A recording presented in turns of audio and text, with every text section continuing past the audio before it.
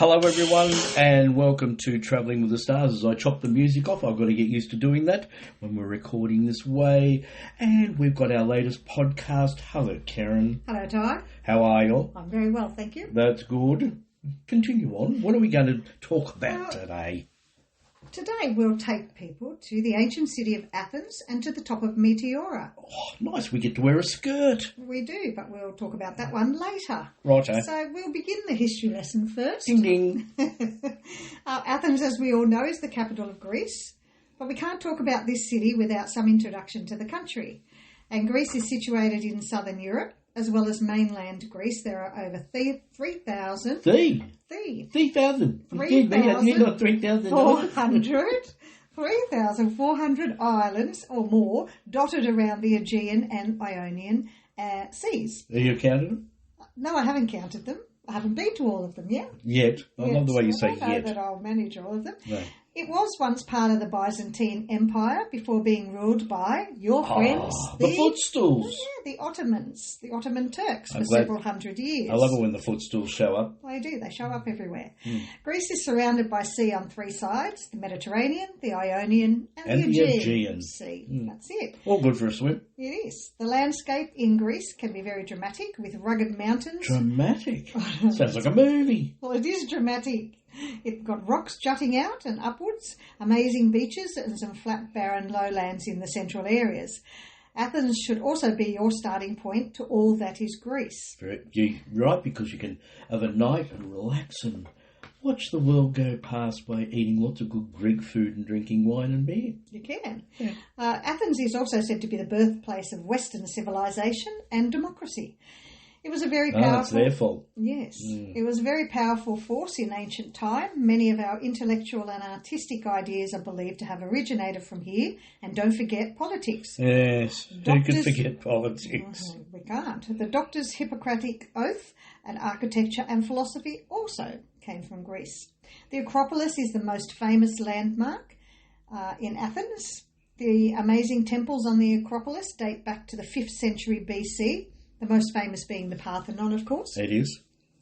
Ancient history was one of my subjects in high school, so I'm always in awe of the history. That was about the only subject you did in high school. No, I did not. You were either wagging or doing ancient history. No. I did ancient history or modern history. Right. I did both. Yeah, so I could connect the dots. I didn't even know what the difference is between the two, unless it was music. That's right. So you were into the music.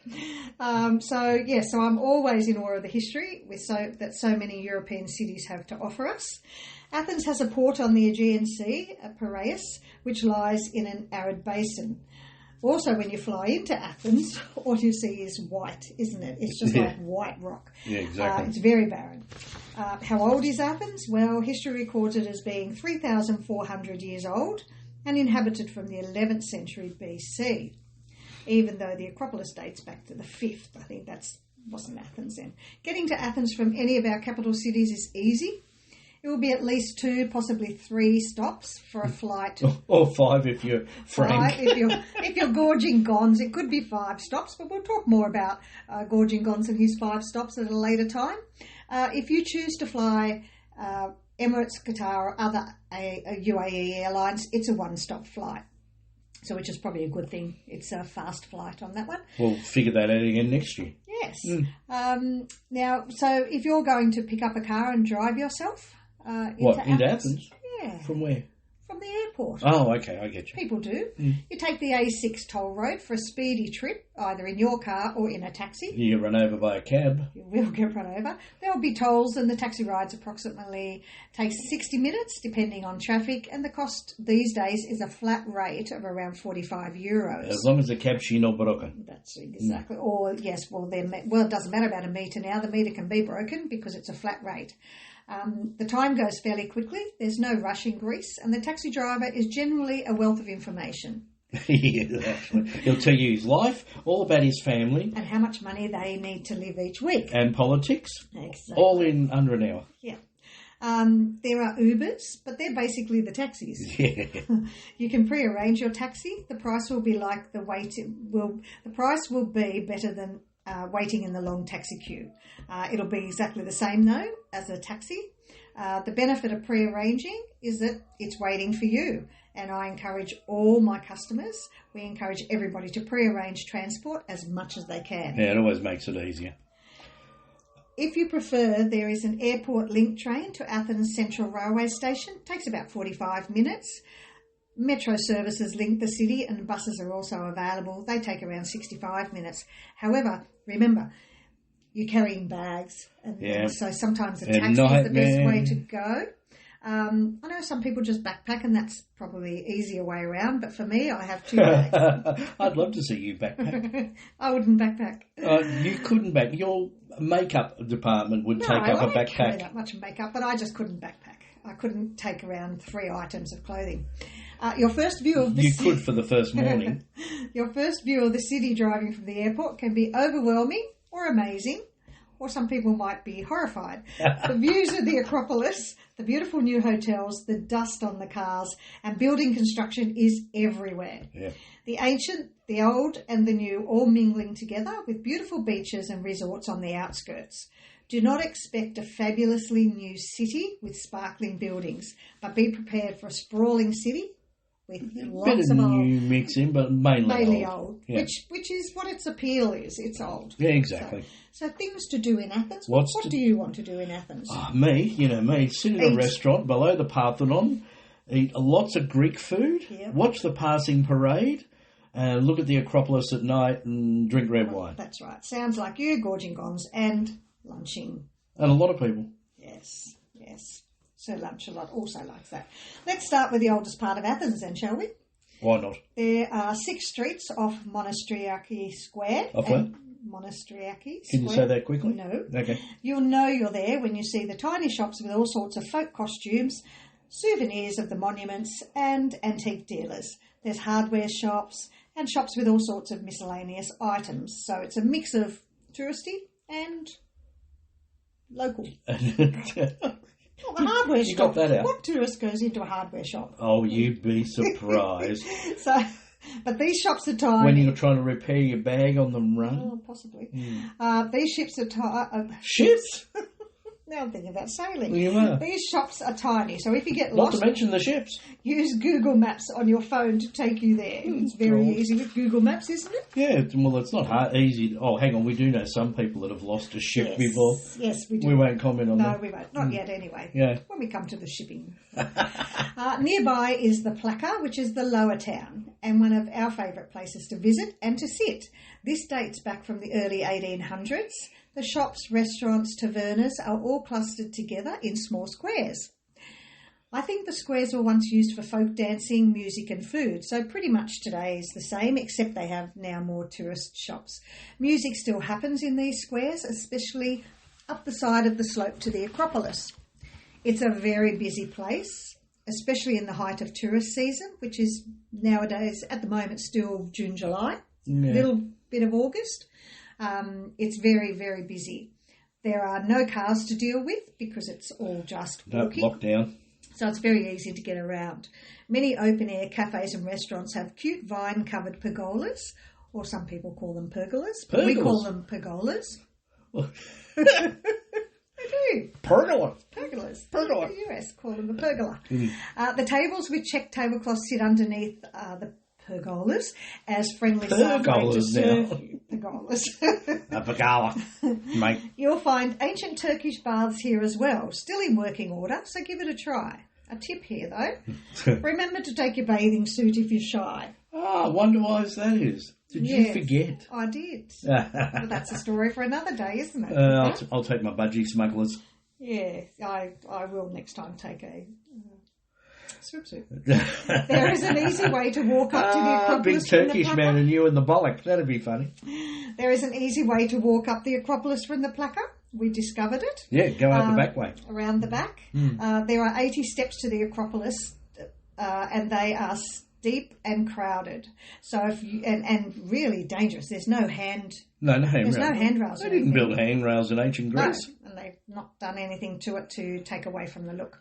So if you don't like otherwise she's broken. Yeah, steep stairs or crowds on them, Going up and coming down on the same steps, then walk around to the last street of shops and taverns on the slope at the back of the Plaka Park. Turn right till you can't go any further. Turn left and walk up, up and up.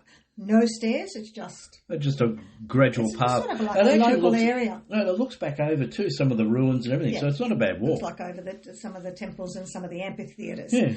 This walk will bring you to the Acropolis Museum, and further left will take you up a dirt track to the centre of the Acropolis. Take plenty of water and a little food pack with you. We've done the walk several times, so we speak from experience on this one. Oh, and don't leave your walk until midday or later. You'll cook and fry and everything else. That's right, not good. We normally set off about between 8 and 8:30 in the morning. Yeah, and that's a good time. We do sometimes have time to stop for a coffee along the way, don't we? Yep. Down the bottom of the Plaka. Yep. The Parthenon is, of course, the most famous temple of Greece, so you will want to spend time with that. But there are all of the other temples up there as well. But yes, also... walking up that back way, you don't have to have the lines of people buying tickets, do you? That's just a little tip from us. And if anyone questions you, I left my camera case up on the hill. Oh, okay, then off you go. You should have been telling people those sort of things. Anyway, whilst wandering the streets, make sure you look down as you walk. This is in Athens. As you'll come across glass sections... We suddenly jump back to Athens, the Parthenon's up at the top. Yeah. You've finished the Parthenon, you've wandered back down... Can we stop for a beer first? Well, not up at the Parthenon, you can't. No, when we get down the bottom. Yes, when you get down the bottom. Of course. Righto. Ice cream for you. And me. Yeah, so you'll come across... Camelosk! It sounds like I'm going to Camelosk. Camelot. You'll come across glass sections on pavements. Look down to view ancient artefacts or structures below the street level. The Athenians and the Romans are very good at preserving their ancient history, and we're so lucky that they do. Hadrian's Arch is a symbolic entrance to the old city. I'm not going to go into all the ancient names of places you see. God for We'd that. be here for weeks just to tell you there are so many of them. And we don't provide pillows, and we'd all need them because we'd be asleep. I would be bored, silly. I would. I'd have to get my phone out and play a game. There are a couple of places that we must tell you to visit, and one is the old Panathenaic Stadium. It was built in the 6th century BC. It's the only stadium entirely made of marble. It was home to the first Olympic Games in 1896. They would have had sore backsides sitting on that marble for hours on end. But anyway, no cushions. No cushions. Libecatus Hill is an amazing limestone hill whose summit is the highest point in Athens. You can also climb to the top, or you drive. There is a funicular. We couldn't find the funicular. For love or money. Obviously on the wrong side. But there is a funicular, apparently. Apparently. Yes. At the summit, there is a 19th century chapel of St. George, an open-air amphitheatre and a restaurant. Quite a few concerts have been held here. I think Chuck Berry, Bob Dylan, Jerry Lee Lewis, Iron Maiden, and a lot more. That'd be really cool to see, actually. Yeah. And getting all their stuff up that hill would be very interesting. I guess they put it all on roadies. The funicular. If you have time to visit, it's a must. And they have lunch at the restaurant. The views are amazing. They are. They are all over, 360-degree views all over Athens. It's stunning. There are Greek cooking classes if you like to cook as well as eat. You cook, I'll eat. No, I'd rather eat too. No wonder we're both porky. Street food tasting tours, wine tasting under the Acropolis, urban street art, Greek designers, private shopping tours, and Instagram tour taking you to the most scenic spots. It's all there, and I'll be doing this one on our next trip to Athens. Next year, 2025. That's right. You've just dated our podcast. Well, that's okay. We can do that. We're allowed. It's our podcast. We can do what we damn well feel like. When we are. Don't miss the changing of the guard either. It's quite a spectacle. The street dogs walk alongside the soldiers very proudly. The street dogs are so cool. They really are. They know what's going on. They're there every day. More of us watched the street dogs than they did the parade. Yeah, I'm with you on that one. If you have more time, take a day trip to Meteora monasteries. Tours do combine Meteora and Delphi if that's of interest. So we'll talk more about Meteora Even if you're shortly. not a history buff, It's really cool the way they built the monasteries on top of the rock mountains and everything else. And also, there's some of them that was in James Bond. James Bond, yes. Some of them were in one of the James Bond movies, which we'll probably talk about later on. Yeah. So, accommodation in Athens, there's lots of choice. Thousands. If you want to be in the Plaka with all its vibrancy, there are a variety of hotels in the area ranging from 2-star to 5-star. And when we talk about 2-star, even 3-star is nothing like our 3-star in Australia or in the US. 3-star over there is more like a two here, maybe. Yeah. So you got to do at least 3.5 to 4-star in Europe. Yeah. All the time, and especially in Greece. The streets near Syntagma Square, they house quite a few hotels, as well as the outer suburb hotels, and you also have the beach areas. Whatever your budget, choose a hotel that has a rooftop area with a bar or restaurant. Yeah. And you'll get spectacular views of the Acropolis and Lycabettus Hill at night time. On our trips to Athens, I chose hotels with rooftop bars because you can't beat a balmy evening, a glass of wine, and just looking in at the Acropolis and wondering how on earth this smaller, because men were smaller, everybody was shorter in those days, weren't they? 1 a.m. What? 1 a.m. is about normally the time we decide to wander downstairs. So yes, you wonder how these people got all of these rocks and stones up to the Acropolis. But anyway, it keeps you occupied at the night time. So does a red wine and some cigars as well. Yeah, good company. Bit of a tradition there, but anyway. So 2-star hotels probably start around about $60 per night. However, as we said, we must remember 4-star hotels in some... 4 stores. 4 stores. We give this a 4-star. 4-star hotels in some European countries are 3-star hotels here. So you could start at 3 stars, but lower end of 4 if you're budget conscious. I think, sometimes people... I'm budget conscious. Well, are you? You are. Yeah. Lucky I ignore you most of the time. Watch you spend the money. Yes. It's lucky I ignore you. And we do have people that we book holidays for and they'll go, we want 3-star. But 3-star, we try and talk them out of that because 3-star... just doesn't cut it. Some people don't listen and then they complain. They complain when we put them in a 3-star and it's not very good. Anyway, so if you wanted 4-star and up, you're looking at around $120 per night, although I do thorough research. I think that's gone up a bit now as well. Yeah. A reasonable, that's probably 3-star. A reasonable 3-star that I know is the Plaka Hotel in the middle of the Plaka. So if you're after a location and you want to be right in the middle of it all, their prices range between $189 to $240 per night. They don't have a pool at the top. That's the one thing to think about. If you're there in the summer, you want a pool if you're in the middle of Athens. Oh, yeah. The artisan suites are also excellent. It's a little bit just on the edge of the Plaka. A junior suite will only cost you around about $260 per night. I've put some customers in there and they've been very, very happy with it. So that's a place to think about. Make a note of it. Other examples of a good mid-range hotels with rooftop bars are the Atlas Hotel or a B&B Athens Signature Hotel. Prices start around $200 per night for 4 stars, and it depends on the season, as do all hotel rates depend on the season. The Melia Hotel is one of our favourites. Yep. And it's 4-star. Maybe you could probably go up to 4.5. It's a great central hotel to stay in. It is very much on the outskirts of the Plaka, though. It's a couple of streets away. It's probably about 10 minutes walk into the Plaka. Yeah, but when you've eaten all that Greek food and drunk all the Greek wine, it's great to have that 10-minute walk because you don't go home with a full belly going, I can't lie down yet. And it's close to Syntagma Square. It's all around on the other side of it. Plaka on one side, Square on the other, with the Houses of Parliament and that are there where the changing of the guard takes place.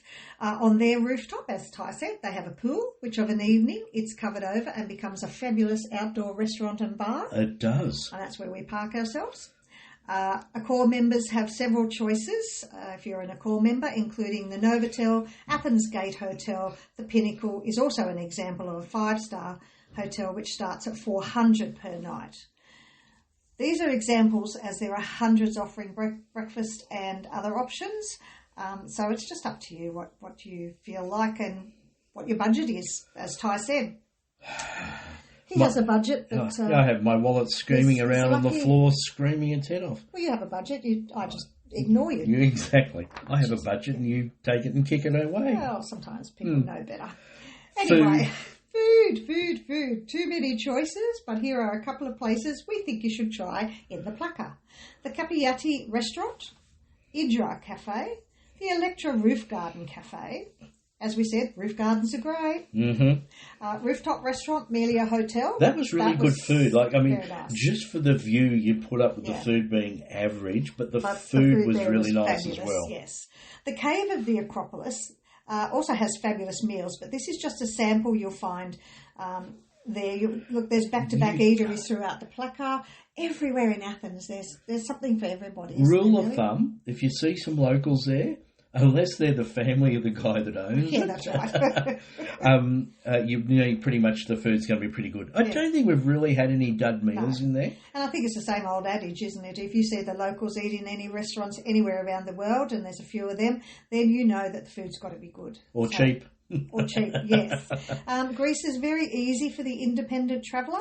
However, if you prefer a more structured holiday, there are many package tours available, including package tours tailor-made just for you. And our friends at EYS Travel Planners can certainly help with that, can't they? As long as you're not cranky. Who's not cranky? The customer? No, the head of EYS. Oh, God. She can be a cranky old coot.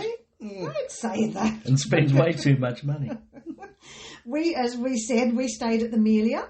There had been good and bad reviews, and you know what? You've always got to take the good with the bad reviews because they don't always. Sometimes people just get upset about somebody else's washing being viewed from their room, and so they put a bad review because, oh my God, somebody's got their washing hanging on their balcony. But it's also to expectations. It is. We've recommended one hotel that we go to quite regularly in Paris to different groups of people. Some people said, love the hotel, it's great, love the little breakfast and everything else. Other people go, oh, well, it's very basic and boring. We didn't like it that much. But our thing is, you don't live in your hotel room, and if you do, you shouldn't be travelling. Exactly. You sleep there. Some people shouldn't be travelling anyway. Yes. You have your breakfast, and then you're out the door.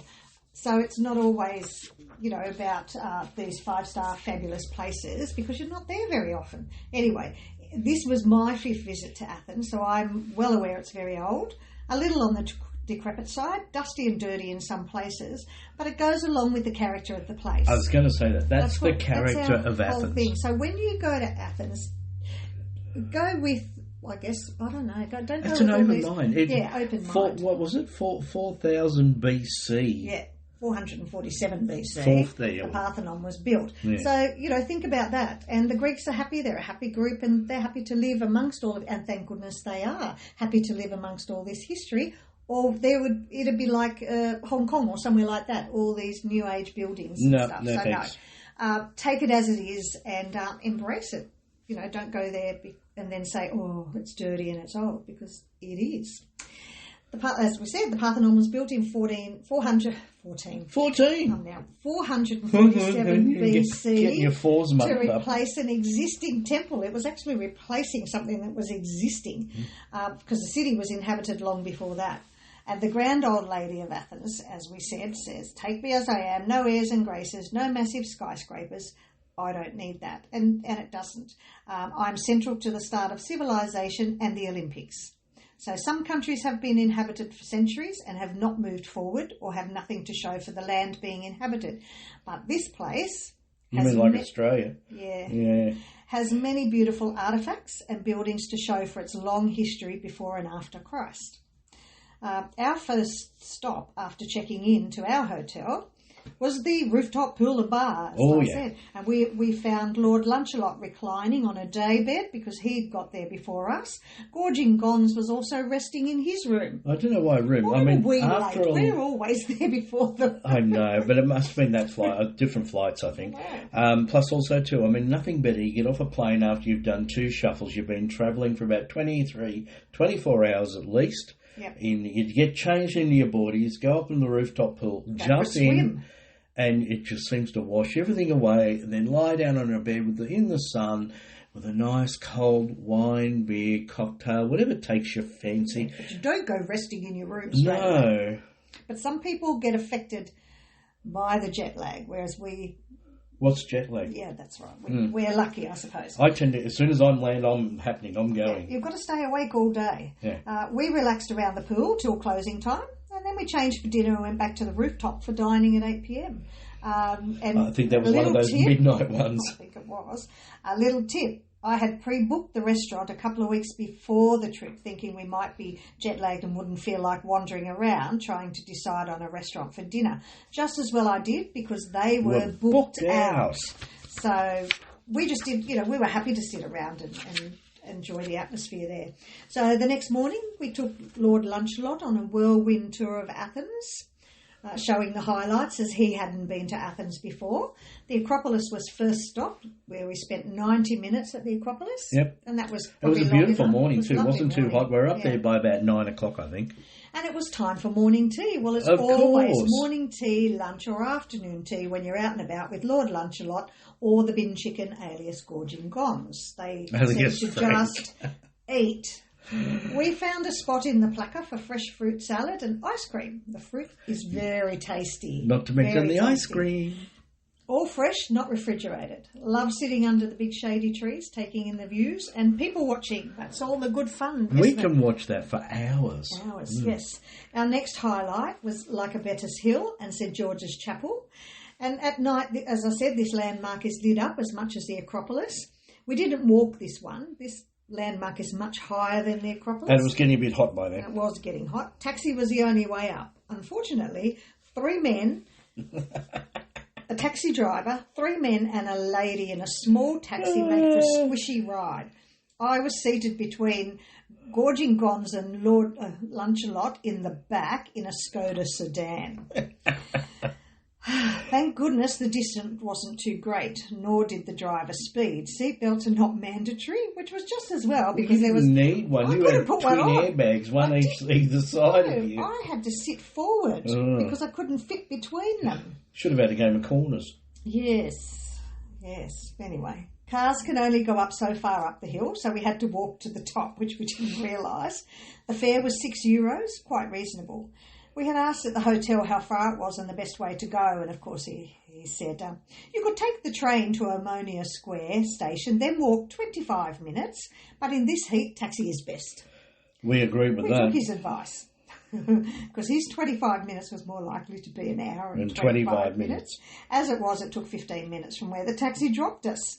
So climbing stairs and winding corners on the goat trail to the chapel took another 10 minutes. Back to Ammonia Square or Ammonia Station would have had to be by helicopter. I remember, and it was damn hot. And that's what I was saying about the cable car. We saw a sign that said cable car available from Koloniki to the chapel return. We never managed to find it. It was hiding. This walk up wouldn't be for anyone with mobility issues at all. Well, Greece is not really one for people with mobility issues, to be honest. At all. No. The chapel is perched on the very top of the mountain and leads to thoughts of how the materials again were transported. The scene below is well worth the visit, and a leisurely lunch. Would you like another glass of wine? No, I need a glass of wine. Extends the time a visitor for taking in the views, because we had a window seat, didn't we? We did, and I think we did our usual 2.5-hour lunch, which is par for the course for us. So we had lunch at the K Grill, which is a few steps below the chapel, before making our way back down to the city. The food was very good, and like I said, the window seat, you must well worth it. You got to do it. Next stop was the Panathinaik Stadium. Oh, yes. And that was the first modern Olympics in 1896 were held here. Cost of the taxi drive was €4. Something like that. Very cheap. Yeah. But the savings in time and to our legs was enormous. Oh, yeah. We were getting pretty... I think that was one of the longest walk days we've ever done. I think it was when I first started wearing a watch that could tell me the steps. Yeah. And it was something like 24,000 steps. We have beat that record in Paris one day when we did, I think, like nearly 29,000 steps. But it was a big one. It was a big one. We staged photos on the dais and around the track, didn't we? Yes. I mean, you have to. You're at an Olympic stadium. Yes, I know. Ready, set, go. I was lying down with my hand on my head. Deciding who should be on the podium for first wasn't too difficult. I stood there and refused to be moved whilst the others jostled for position on second and third. And at what one did you stage, win, what race? The handbag and makeup? Yeah, handbag and makeup race. I don't know. At one stage, the bin chicken had one foot on first and one on second. We asked other tourists to take our photos whilst we performed different actions for the photos. One young couple who had already photographed on the dais a couple of times, just standing there. I mean, you don't just stand there in your photos, do something. They saw our antics and they came back to do the same thing. They copied. And then others copied us. I think we should have had a copyright on that. We should have charged a fee. Yeah. We're very slow. I know. Next, it was time for the three men to compete in track and field. Well, no point in a pic of someone standing stock still looking like a statue. May as well make the pic interesting. So when you visit the stadium, have some fun with it. Yeah, exactly. Yes. I think in that there was Gon's, Lunchalot and myself. Gons and Lord Lunchalot were ready to run and I'm lying down in the middle of the lane with my hand in my head as if to say, why bother? Oh, that's right. Can we just go to lunch? Yes. So there were not a lot of people around. Once you moved out of the Plaka district, it was a lot quieter. Felt quite safe though. We were fine. Oh yeah, no dramas there. No problem. So our next venture was we took a day trip out of Athens to the Meteora monasteries. I've stayed there in Kalampaka before and spent a few days at Meteora, but this time we sort of had a day and took it to go and visit a couple of monasteries. It was a long day, but it was worth it. Yes, if you have time or if you're in the planning stages of your trip, add an overnight trip to Kalampaka, which is close to the monasteries. Meteora is made up of rock formations that look like they reach to the sky. It's in Thessaly. There are 6 monasteries left. There were 24 at one stage, and they've been built on top of the highest rock formations between the 13th and 14th century they were built. It's written that the huge rocks were formed 60 million years ago, and they have found evidence that humans existed here from at least 50,000 years ago. There's a lot of history on these formations, which makes for fascinating reading. Getting to the monasteries is not easy, and I would say they were safe for many marauders, and I think that was the reason they were up there. And us, yes. In many cases, the only access was by a rope ladder, and nets hauled up their food and any other goods that they required. They had dress requirements at the monasteries for women. Once women weren't even allowed in the monastery. But nowadays... You have to wear a very long, very daggy old dress. It's just a piece of... Yeah, it's just a skirt thing, the tie thing. But I already wore 3/4 pants because I'd been there before. You showed your ankles. And they still had me wear this skirt for my ankles. And I thought, gosh, we need to move on from those. But anyway, that's how they live. The James Bond movie that was featured there was For Your Eyes Only. Oh, that's right. Yeah. And it was the Holy Trinity Monastery, which was, in the film, was called Cyril's Monastery. Cyril's Monastery. And in one of the monasteries... Cyril then. And I'm not sure if it's the Holy Trinity Monastery, but one of them has anyone who died, remember all the monks that have died over the years, over the hundreds of years, all their skulls are all in one section. Yep. It's like in a walkway, sort of. Yeah, you walk past it, they're all up on like a... So their bones are in another area, but their skulls are all stacked up on top of one another in one of the monasteries. So, yeah, it's very interesting. We visited 3 monasteries, Holy Trinity, Rusinau, which is smaller, and the Great Meteoran Monastery. It wasn't all being quiet and religious. We did manage to have a little bit of fun up there. Crossing the bridge over one of the gorges. You need a glass of wine. One of the gorges was a little iffy, but I'm glad I wasn't in the Portaloo-like construction. We saw one monk travelling in from one monastery to the other across a rope. Yeah, no thanks. Some options to get there: hire a driver, join a guided tour from Athens, hire a car, or take the train and stay for a few nights in Kalampaka. I'd suggest get a driver. Well, that's what we did. We got a driver. Look, it's not cheap. It cost about €330 for this driver, but he spent the whole day with us. We had lunch, and it was really good. It was great. Great to have your own driver. We could stop at other places along the way. Yep, which was very good. Very enjoyable. Well, so I think that's Athens, us for Athens and Meteora. At some stage, we'll do some Greek islands. Oh, I think we'll have to definitely do some Greek islands. Greek island cruising, because that's fabulous. Oh, yeah, we're going to do a couple of them. Anyway, it's goodbye from me. And goodbye from me. And goodbye from us. You've been with Ty and Karen and Travelling with the Stars, and we'll talk to you all again soon on our next podcast. Bye for now. Bye.